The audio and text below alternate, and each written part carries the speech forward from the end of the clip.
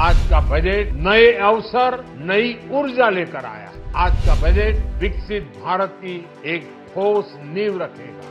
3 crore additional houses। विकसित भारत के नारे के साथ पेश बजट में जिक्र महिलाओं से लेकर कन्याओं तक, युवाओं से लेकर बुजुर्गों तक और किसानों से लेकर कामगारों तक का हुआ। बात अगर रोजगार की हुई तो फोकस स्वास्थ्य और शिक्षा पर भी रहा।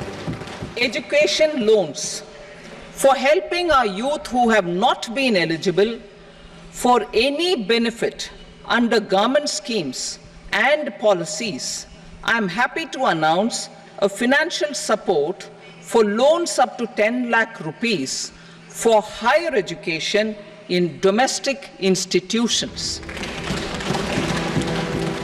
2024 में 63 सीट के नुकसान के बाद गठबंधन की मदद से तीसरी बार सत्ता में आई मोदी सरकार ने बजट में कुछ न कुछ हर तबके को देकर देश के आर्थिक पहिए की दशा और दिशा तय कर दी। इसी के साथ राजनीति की दिशा भी तय हो गई। कांग्रेस ने इसे तुरंत अपने खटाखट वाले मैनिफेस्टो से जोड़ दिया। वित्त मंत्री निर्मला सीतारमण ने कांग्रेस के चुनावी घोषणा पत्र को बड़ी तल्लीनता से और बड़े गौर से पढ़ा और उनका ये जो कुर्सी बचाओ बजट है, ये एक तरह से कॉपी पेस्ट हमारे जो प्रपोजल्स थे उस घोषणा पत्र में ऐसा प्रतीत होता है कि आने वाले दिनों में वो हमारे घोषणा पत्र की और भी अच्छी चीजों को उठाएंगी और इस देश को उसका लाभ पहुंचेगा।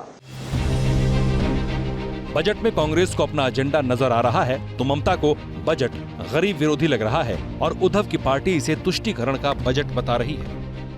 बजट तो पहले एक राज्य के लिए बनाया जाता था गुजरात, अब और 2 राज्य उसमें जुड़ गए हैं और सरकार बचाने के लिए प्रधानमंत्री को ये करना जरूरी है।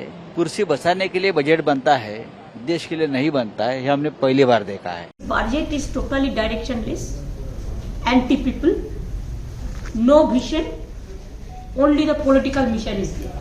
একটা পার্টি নিজেকে খুশি করার জন্য শুধু তাদের স্বার্থে বাজেট করেছে। It's a political bias budget.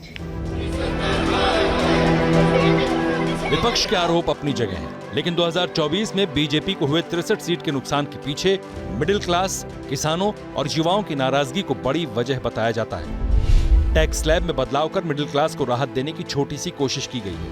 खेती और उससे जुड़े सेक्टर्स के लिए 1.52 लाख करोड़ का ऐलान कर किसानों को 3 लाख करोड़ की योजनाओं से महिलाओं और लड़कियों को अपने पाले में लाने का प्रयास किया है।